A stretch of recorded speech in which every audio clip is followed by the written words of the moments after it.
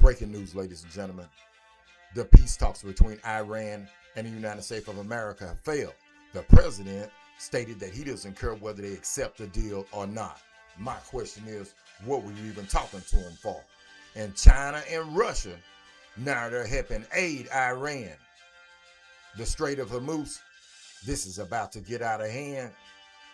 The beginning to the end. By this coming up weekend, things are going to be done changed for the worse for the United States of America.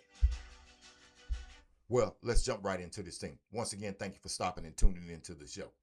Well, peace talks have come to an abrupt end with no resolution, none whatsoever. President Trump stated afterwards that he didn't really care whether they accepted the deals or didn't accept the deal. My question to him is, why are you even talking to him then?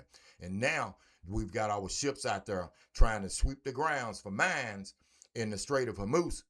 But just a few minutes ago, before I logged in to do this show, it was announced that Iran is locking onto our battleships out there. You already know what's about to happen. If they're locking onto our ships and if they pull the trigger, you know this thing is about to escalate, and it's gonna escalate fast. I'm here to tell you by Tuesday or Wednesday, this thing is going to be full blown, and it's just not going to be America versus Iran. It's going to be those other powers, China, Russia, Iran, and all of them. They're going to be going against the United States, and that puts us in a very bad predicament.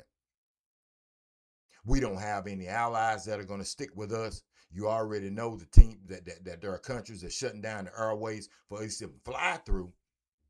And now with Russia and China aiding Iran, what they're going to try to do, they're going to try to cripple America. They're going to try to make the dollar bill worthless. Worthless.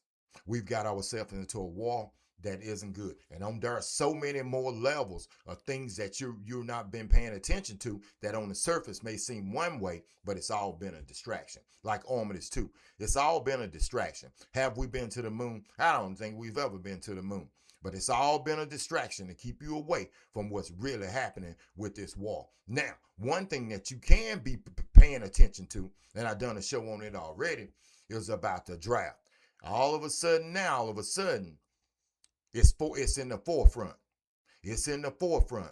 When this thing gets out of hand, they're going to be trying to get kids to go over there and fight. And I'm here to tell you right now, kids are not going to want to go over there and fight. Not when you can get an NIL deal making millions to play college football. You think all those kids are going to want to go over there and fight in a war instead of going to school? No. And I know for you, those of you out there are going to say, man, the war is bigger than football. Is it really?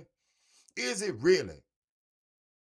Is it really? We've already got the morale within our own troops that are in the military right now isn't good because they know we're fighting a war that we don't stand a chance to win. And then now, but you've heard the president say, we won, we won, we won, we won. Well, winners don't have to keep saying that they won.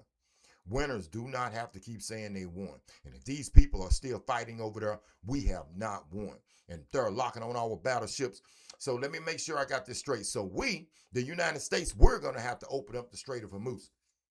Only 26 miles wide. I've already told you that's going to, and they've got missiles after missiles after missiles. Those $50,000 missiles to shoot our battleships down. We're not going to be able to take them all out. And I'm telling you right now, if they shoot on one of our ships, all we going is the president really going to try to destroy that whole country. Because if that's what happens, if they shoot one of our battleships, we're going to be left with no choice. And when we have that choice left, when we only have that choice and we shoot on them, then everybody else is going to join in and they're going to attack us.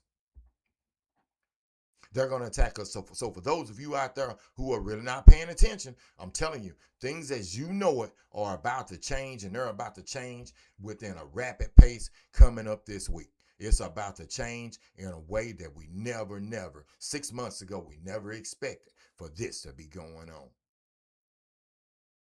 There's going to be civil unrest within the United States because people are not wanting to continue on with this. People don't want to continue to feed and provide for a war. And they surely not going to want their loved ones to go over there to fight. And I don't want little Johnny and little Susie and Mike and Tom and all of them to go over there and fight in a war, knowing that they're going to lose their lives for this deranged presidents for his to meet his needs. And once again, why would he say he doesn't care whether or not they accept the deal or they don't accept the deal. This thing is getting out of hand, and it's getting out of hand fast. And the escalation of this war is about to go down. There's no telling what's going to happen by this evening. If they're already locking on our ships, it's about to go down. What will we do? Will we be able to sustain? Will we tuck our tail, Donald Trump? After all of this, will we tuck our tail and run? Because you're telling us we wiped out everything that they got, but it just doesn't seem that way. So I'm here. I want to stop by and tell you this morning, we better get it together, because this thing right here is it's reached it's bad. It's bad. It is bad. This is Alan, your host. Just want to stop by this Sunday morning and let you know there's a lot going on.